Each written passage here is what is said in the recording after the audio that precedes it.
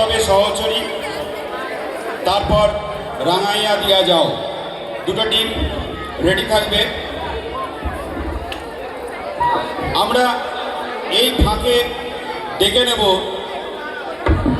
আমাদের এলাকার বিশিষ্ট শিক্ষক শ্রীযুক্ত প্রশান্ত পাল মহাশয়কে, প্রশান্ত দাস মহাশয়কে, মাস্টারমশাইকে একটু মঞ্চে আসার জন্য অনুরোধ করছি। আমরা অনেকে ওনার কাছে পড়েছি, বড় হয়েছি, ওনার কাছে অনেক কিছু জীবন আদর্শ শিখেছি। আমরা সেই মাস্টারমশাইকে আমাদের মঞ্চে ডাকছি এবং মাস্টারমশাইয়ের কাছ থেকে কিছু মূল্যবান কথা আমরা শুনে নেব।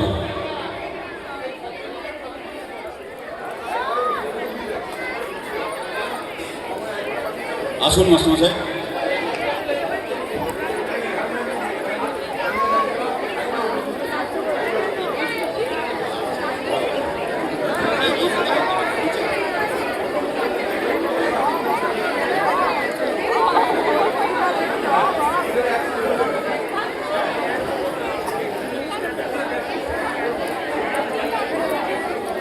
উপস্থিত সমস্ত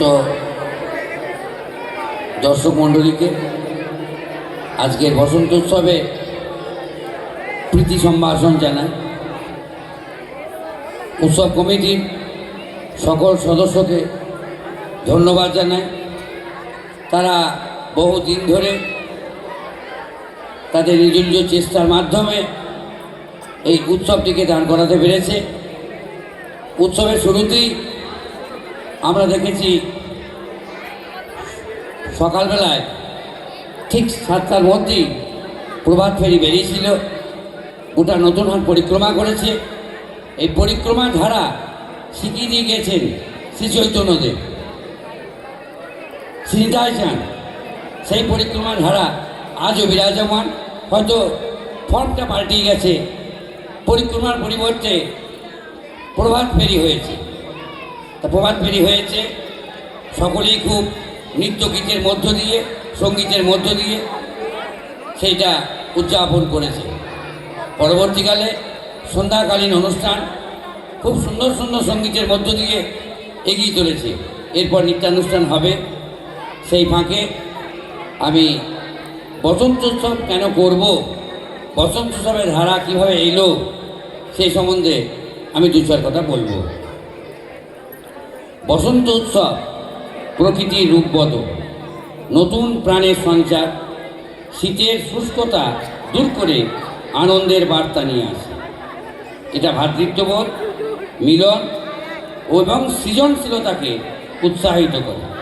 বসন্তের আগমনকে স্বাগত জানিয়ে রঙের উৎসব অর্থাৎ হোলি, দোল পালন করার মাধ্যমে ভেদাভেদ ভুলে সামাজিক সৌহার্দ্য বৃদ্ধি করা, এটাই ছিল কবিগুরু রবীন্দ্রনাথ ঠাকুরের একান্ত ইচ্ছা। সৌহার্দ্যবোধ, যে সৌহার্দ্যবোধের অভাবে আজকে গোটা বিশ্ব সমাজ লুণ্ঠিত হয়ে যাচ্ছে, দিকে দিকে খুন রাজধানী বেড়ে যাচ্ছে, দিকে দিকে যুদ্ধের ঘোষণা হচ্ছে, অর্থাৎ একে অপরের দিকে তার শক্তি আস্ফালন করছে। এইটা যাতে না হয়, এরকম একটা ভিন্ন মনোভাব যেন তৈরি না হয়, সমাজ জীবনে যেন তার কোনো এফেক্ট না পড়ে, সে কথা চিন্তা করে সৃজনশীলতা, এই বসন্ত উৎসবের আর একটা উদ্দেশ্য বললাম সৃজনশীলতা। এই সময় দেখবেন প্রকৃতির রূপবদল হয়ে যায়, গাছে গাছে নবপল্লব দেখা যায়, অর্থাৎ প্রকৃতি যেন নতুন সাথে সেজে ওঠে।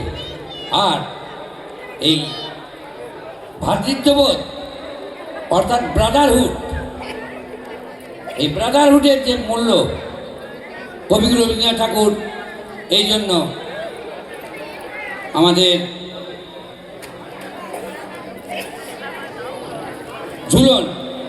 ঝুলনটা পরিবর্তে রাখি বন্ধন, রক্ষাবন্ধন, এই রাখি বন্ধনের মধ্য দিয়েও ভ্রাতৃত্ববোধের এবং মিলনের একটা সুযোগ করে দিয়েছে। পরবর্তীকালে রবীন্দ্রনাথ ঠাকুর এই বসন্তকালে বসন্ত উৎসবের মধ্য দিয়েও আমাদের মিলন উৎসবের একটা সূচনা করেছে। আর দ্বিতীয় যে গুরুত্ব বসন্ত উৎসবে, এই বসন্ত উৎসবে এটি বসন্তকালেটি আমাদের সকলের পরিচিত, কেউ অজানা নয়, বাঙালি মাত্রে সকলেরই পরিচিত আমাদের শ্রী চৈতন্য মহাপ্রভুর আবির্ভাব তিথি। কলির ভগবান বলে আমরা যাকে চিনি, জানি, মান্যতা দিই, সেই প্রভু গৌরসুন্দরের আবির্ভাব তিথি এই বসন্ত উৎসবে।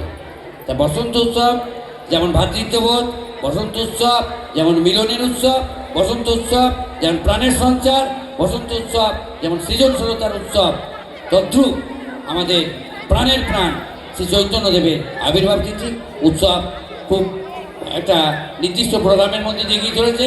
আমি কথা দীর্ঘায়িত করব না, এরপরে নৃত্য অনুষ্ঠান, বিভিন্ন অনুষ্ঠান আছে। আমি কতগুলো গুরুত্বপূর্ণ কথা বললাম, এই কথাগুলো সকলেই মান্যতা দেবেন এবং অনুষ্ঠান উপভোগ করুন। আমি আমার সংক্ষিপ্ত বক্তব্য এইখানে শেষ করলাম।